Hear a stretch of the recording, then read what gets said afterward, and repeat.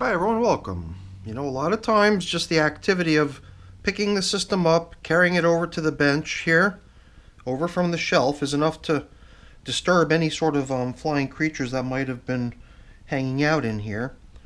But I still see, even though I'm probably scared off a large portion of them, I could see one crawling around the wall of the container in here. And I thought I saw even more of them earlier. Like I said, I think a good many of them have split because of my interruption. I can even see a arachnid. Little tiny spider, so skinny legs, hardly even visible legs, and a very faint colored body. Hopefully that little guy will clear out so that our work in here doesn't injure the little guy. But yeah, I believe our spider friend has left, but spider friends are welcome. As far as the flying insects go, I'm going to be using some of this I usually use the fine sprinkler head, but I'm opening it up because I'm running down to only large chunks that don't even want to fit through the the small holes anymore on the sprinkler. So I'm going to spread some in here. So let's just set the feeding zone indicator aside, which we're actually going to replace today because I've got coffee for them as well as a coffee filter. Yeah, those are big chunks. I'm going to have to grind up another batch soon. It's just a Mosquito Dunks, one of those donut-shaped things that you throw in your pond to eliminate mosquitoes. Works pretty good in the worm bins to eliminate flying insects. One of the viewers made some sort of a mention about the fact that the Mosquito Dunks actually tackles many types of flying insects. So I always thought it was mosquitoes only, and it was just a pure chance that it worked on gnats and fruit flies, but apparently it actually works in many other applications too, you know. Before we dig down, I do remember when I first uncovered the feeding zone, it was this big chubby worm sitting right out on the surface, almost as if it was looking for a nice place to drop off a cocoon. It seemed like its clitellum was really bulging, and that's always a welcome sight for sure. But I think I've already disrupted things enough here to either obscure my view of the little guy or possibly just given him enough time to skedaddle.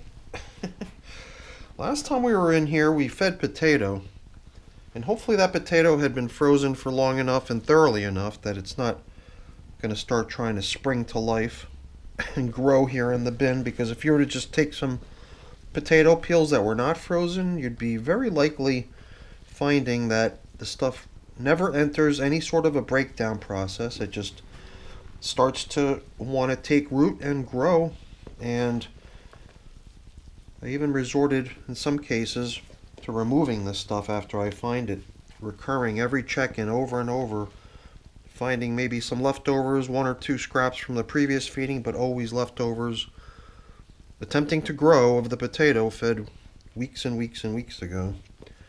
I actually do have a system in which I started removing bits of potato fed to it about a month and a half ago.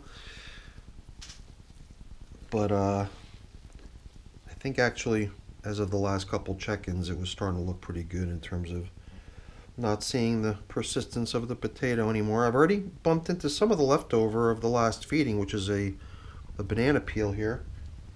Banana peel is on the menu for today. Here's a chunk of it. Tomato, pepper, orange peel. Oh, even a soiled napkin snuck in there with the foods. How do you like that? As well as a day's worth of coffee, and like I said before, that includes the filter. So the filter that was resting out here on the top surface when we first pulled in was really just attempting to show us where we last fed. That's the reason I refer to a coffee filter being used that way as being my feeding zone indicator. Well, my feeding zone indicators usually do that for one or two feeding intervals, but then at some point I want to promote them to a higher purpose, which typically is to become supplementary bedding to support the feeding zone, And then they're not just sitting out on the surface, they're interacting with the worms directly. So, let's see here. I've got restored supplies of not only my prepared bedding, but my leaf supply box is totally topped off too. So this stuff I prepared yesterday, you can see a little bit of the old here, as well as what we just prepared yesterday, and we'll grab some of this nicely seasoned, aged stuff. And we'll save the more recently prepared stuff for other worm bin feedings in the future. That seems to me like a nice foundation onto which we could drop today's feeding. I've got, like I said before, more coffee. So we'll drop that in and set the coffee filter aside for you know what. Something else I like to do with the coffee is kind of dress it up a little bit and sprinkle in some of my worm chow at that point. I don't know why, but it makes me think that perhaps it'll make it a more interesting stuff for the worms to want to nibble on. Perhaps if one or the other is not really something that they're in the mood for, then, well, guess what? They can try to nip off bits and pieces of the other. Or perhaps just the variety is enough to keep them engaged and interested in eating my kitchen scraps. So there's a variety of different things in here. Like I said before, I thought I noticed a supplementary piece of napkin, bedding type material in the worm farming game, basically. And I guess the real difference is that you've got sort of stuff that is basically carbon only, and then the actual kitchen scraps, which are classified more as the nitrogen rich element. But you need both, you know, carbons and nitrogens. Just like your outdoor hot composting, your hot compost pile only works successfully with the right ratio of what they call browns and greens, right? So that's it's the same sort of thinking when it comes to giving the worms a healthy environment, a good combination of greens, which is the kitchen scrap type stuff, the nitrogen rich things, as well as the browns, which is their bedding in general, or any sort of paper product sort of thing, or something that doesn't have a high nitrogen content like your food scraps. That is a nice feeding, if you ask me. Alright, so those nice leaves that we encountered when we first pulled in here, resting out on the top surface, they've been in here for the past 12 days, getting nice and seasoned, but at this point we're going to blend all this stuff into the material out on the edges. You know, I just jumped right into the blending. Before we blend, let's just grab a little sample of what's down there and inspect it really quick, just to get a sense of how things look down there before we blend in the leaves. Things look really nice. Many worms hanging out in this stuff, and hopefully they're appreciating the infusion of a little bit of leafy matter into their environment. I would imagine that since the stuff's been resting here in the bin for all these days, it's probably gotten to the point where hopefully it's starting to break down, and it's something that the worms can at least utilize as a good bedding, and who knows, maybe even start nibbling on, using it as a food source. Alright, let's blend in the leaves on this opposite side, similarly making things look really nice. The stuff I'm pulling out is very dark in color, really rich looking, nice and damp and full of worms, as you can see.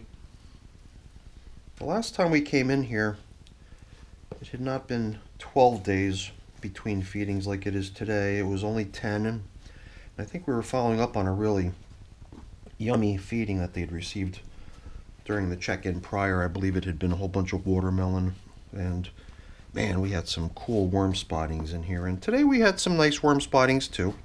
Good fun check-in with these little guys, the red wigglers.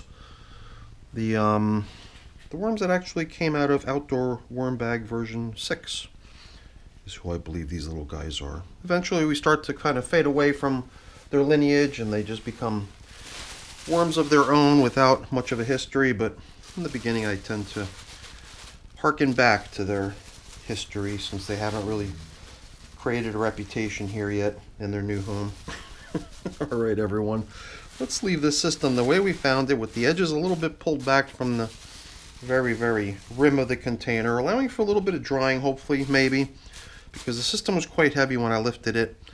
And that does tell me that perhaps the moisture levels in here are teetering on being too much. And I guess by too much I mean just risking the possibility of things getting muddy and messy.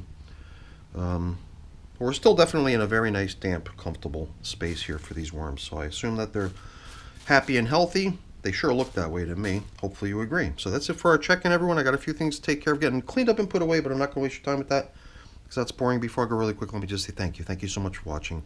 Hopefully you enjoyed the video. If you did, as always, please don't forget to leave me a quick thumbs up before you go. That's always really appreciated. And if you haven't done so already, please also consider subscribing to the channel. That's very much appreciated as well. All right, everyone. Have a great day. Thanks for watching. Bye now.